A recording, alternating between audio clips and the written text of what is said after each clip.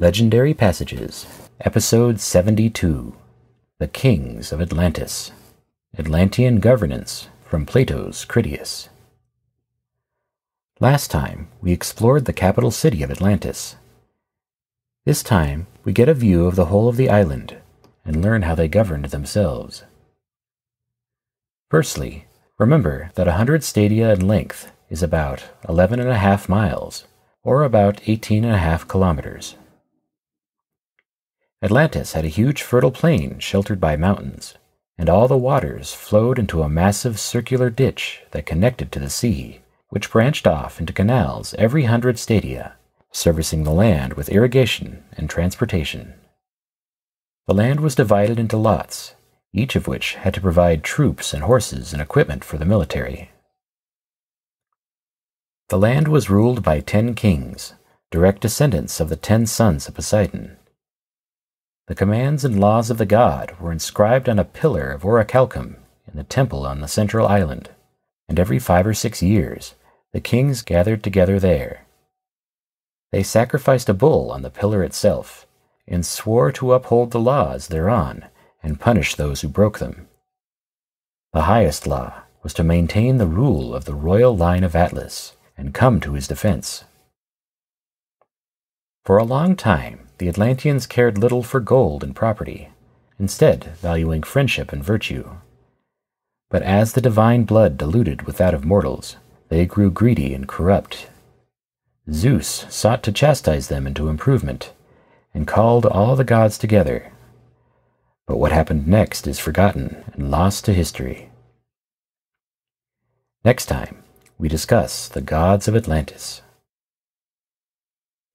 The Kings of Atlantis, a legendary passage, from Plato's Critias, translated by Benjamin Jowett.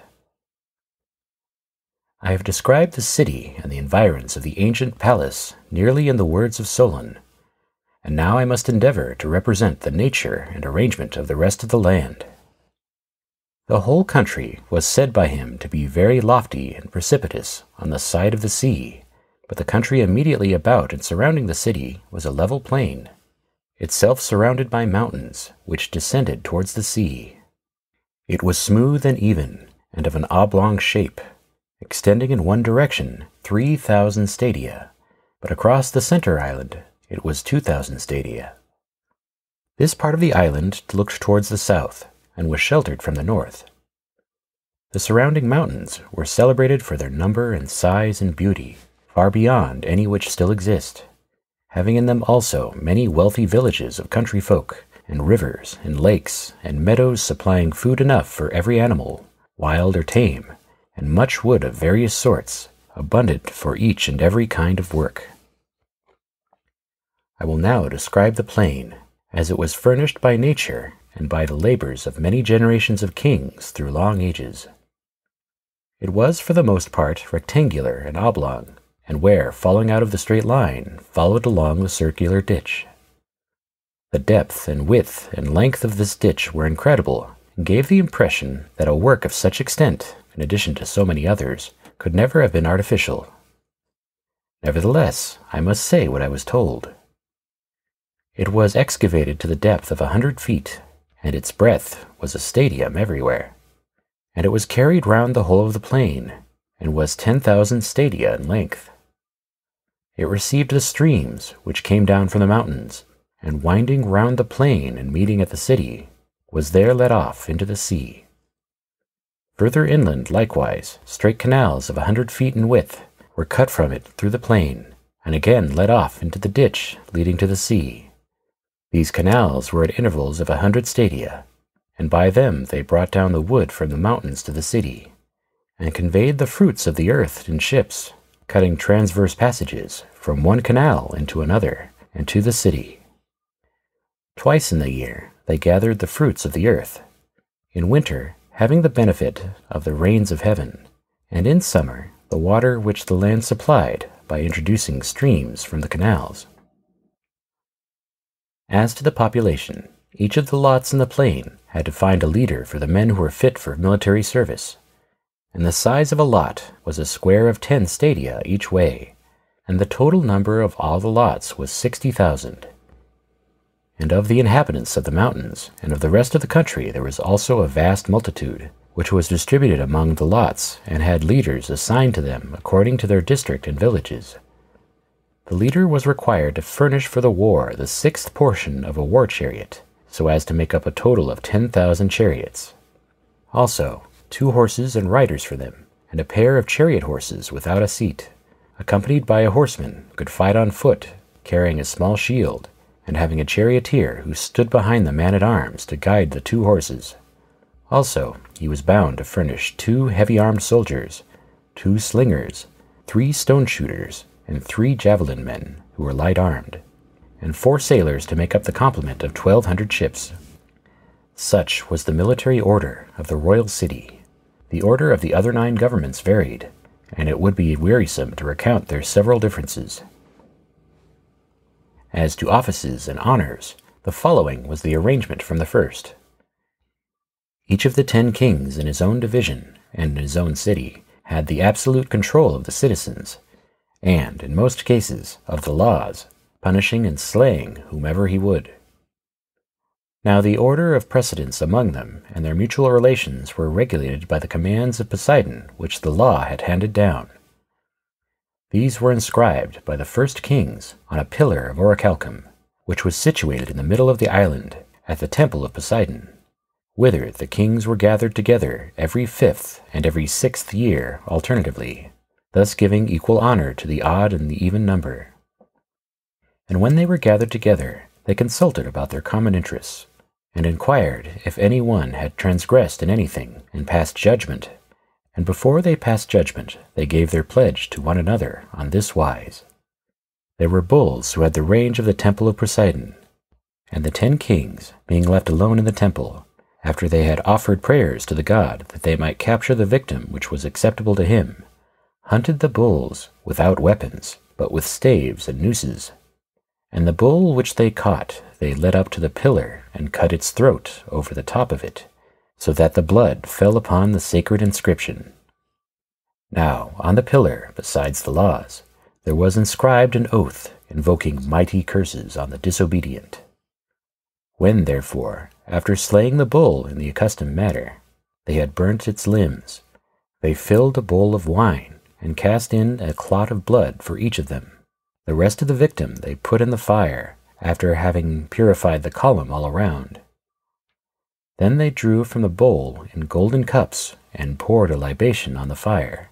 They swore that they would judge according to the laws on the pillar, and would punish him who, in any point, had already transgressed them, and that for the future they would not, if they could help, offend against the writing on the pillar, and would neither command others, nor obey any ruler who commanded them, to act otherwise than according to the laws of their father Poseidon. This was the prayer which each of them offered up for himself and for his descendants, at the same time drinking and dedicating the cup out of which he drank in the temple of the god. And after they had supped and satisfied their needs, when darkness came on, and the fire about the sacrifice was cool, all of them put on most beautiful azure robes, and, sitting on the ground, at night, over the embers of the sacrifices by which they had sworn, and extinguished all the fire about the temple, they received and gave judgment, if any of them had an accusation to bring against any one. And when they given judgment, at daybreak they wrote down their sentences on a golden tablet, and dedicated it together with their robes to be a memorial. There were many special laws affecting the several kings inscribed about the temples, but the most important was the following. They were not to take up arms against one another, and they were all to come to the rescue if any one of their cities attempted to overthrow the royal house. Like their ancestors, they were to deliberate in common about war and other matters, giving the supremacy to the descendants of Atlas. And the king was not to have the power of life and death over any of his kinsmen unless he had the assent of the majority of the 10. Such was the vast power which the gods settled in the lost island of Atlantis, and this he afterwards directed against our land for the following reasons, as tradition tells. For many generations, as long as the divine nature lasted in them, they were obedient to the laws and well affectioned toward the god whose seed they were. For they possessed true and in every way great spirits, uniting gentleness with wisdom in the various chances of life, and in their intercourse with one another. They despised everything but virtue, caring little for their present state of life, and thinking lightly of the possession of gold and other property, which seemed only a burden to them. Neither were they intoxicated by luxury, nor did wealth deprive them of their self-control, but they were sober and saw clearly that all these goods are increased by virtue and friendship with one another, whereas by too great regard and respect for them they are lost and friendship with them. By such reflections, and by the continuance in them of a divine nature, the qualities which we have described grew and increased among them. But when the divine portion began to fade away, and became diluted too often and too much with the mortal admixture, and the human nature got the upper hand, they then, being unable to bear their fortune, behaved unseemly, and to him who had an eye to see grew visibly debased, for they were losing the fairest of their precious gifts. But to those who had no eye to see the true happiness, they appeared glorious and blessed at the very time they were full of avarice and unrighteous power. Zeus, the god of gods, who rules according to the law and is able to see into such things, perceiving that an honorable race was in a woeful plight, and wanting to inflict punishment on them, that they might be chastened and improved, collected all the gods in their most holy habitation, which, being placed in the center of the world, beholds all created things. And when he had called them together, he spake as follows. The rest of the dialogue of Critias has been lost.